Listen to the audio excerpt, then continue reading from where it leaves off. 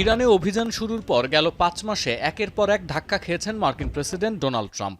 আন্তর্জাতিক গণমাধ্যমে আরও দাবি করা হচ্ছে, ইরানের সঙ্গে সামরিক কূটনৈতিক কোনো লড়াইয়ে বিশেষ সুবিধা করতে না পারার গ্লানি স্বীকারও করতে চাইছেন না এই বর্ষিয়ান রাজনীতিবিদ। শঙ্কা আছে, রিপাবলিকান পার্টির ভবিষ্যতও প্রভাবিত হতে যাচ্ছে ট্রাম্পের কারণে। সুখকর হবে না দ্বিতীয় মেয়াদের বাকি ২ বছরের শাসনামল। এই পুরো ঘটনা প্রবাহে ট্রাম্পের সবচেয়ে বড় ব্যর্থতা রাজনৈতিক সহচর আর ঘনিষ্ঠজনদের আস্থা হারানো। প্রশ্ন ওঠে, বিশ্বের সবচেয়ে ক্ষমতাধর প্রেসিডেন্টের একজন হয়েও কেন ইরান ইস্যুতে ক্যারিয়ারের সবচেয়ে কোণঠাসা অবস্থানে মার্কিন প্রেসিডেন্ট? শিয়া বাটার ও ভিটামিন ই সমৃদ্ধ লিলি বিউটি সোপ, তারুণ্যময় উজ্জ্বল ত্বকের জন্য।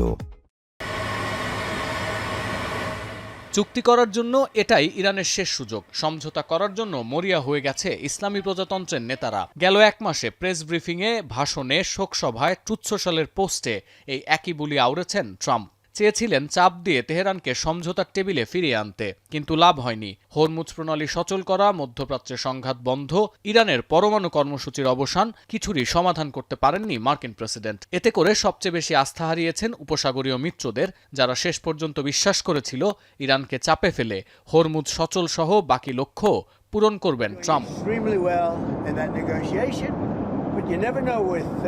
ট্রাম্পের এই ফাঁকা বুলি আর ব্যর্থতার এক খতিয়ান প্রকাশ করেছে আল জাজিরা। ২০২৬-এর ফেব্রুয়ারিতে ইরানে অভিযান শুরুর পর হরমুজ অচল করে দেয় তেহরান। ২ দিনের মধ্যে তা সচল না করলে হামলার হুমকি দিলেও ৪৮ ঘণ্টা পর ট্রাম্প সরে আসেন নিজের আলটিমেটাম থেকে। ৭ এপ্রিল গোটা ইরানি সভ্যতা বিলীনের হুঙ্কার দিয়েও কিছুই করেননি ট্রাম্প। ঘোষণা দেন ২ সপ্তাহের যুদ্ধবিরতির। এরপর ১৭ মে বলেন, যুক্তরাষ্ট্র এমন হামলা করবে যে ইরানে আর কিছুই অবশিষ্ট থাকবে না। অথচ পরদিনই বাতিল করেন হামলার পরিকল্পনা।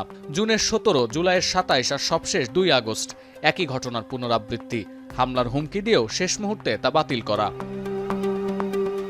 একই অসঙ্গতি দেখা গেছে ইরানের সঙ্গে চুক্তি নিয়েও। যুদ্ধ শুরুর পর ৯ মার্চ সিবিএস নিউজকে ট্রাম্প বলেন, যুদ্ধের লক্ষ্য অর্জন হয়েছে, দ্রুত চুক্তি হবে। এপ্রিলের ৭ তারিখে এসে বলেন, চুক্তির খুব কাছাকাছি ওয়াশিংটন। মে মাসের ২৩ তারিখেও একই বক্তব্য দেন ট্রাম্প, আর জুনের ৮ তারিখে বলেন, যুদ্ধে চূড়ান্ত জয় পেয়েছে যুক্তরাষ্ট্র। সবশেষ গেল সোমবার বলে বসেন, চুক্তির জন্য মরিয়া হয়ে আছে ইরান, যা সরাসরি প্রত্যাখ্যান করে তেহরান। দেখা যাচ্ছে সর্বসাকুল্যে ভঙ্গুর যুদ্ধবিরতি আর অকার্যকর সমঝোতা স্মারকের সই ছাড়া আদতে কিছুই অর্জন করতে পারেননি মার্কিন প্রেসিডেন্ট, যার সবচেয়ে বড় মাসুল দিতে হচ্ছে উপসাগরীয় মিত্র, তেল কোম্পানি, রিপাবলিকান অর্থদাতা সহ খোদ মার্কিনীদের। বিশ্লেষকদের আশঙ্কা, এসব কারণে মেয়াদের বাকি ২ বছরের পথ চলা সহজ হবে না ট্রাম্পের জন্য। সতীর্থ কর্মকার, এখন বিশ্ব।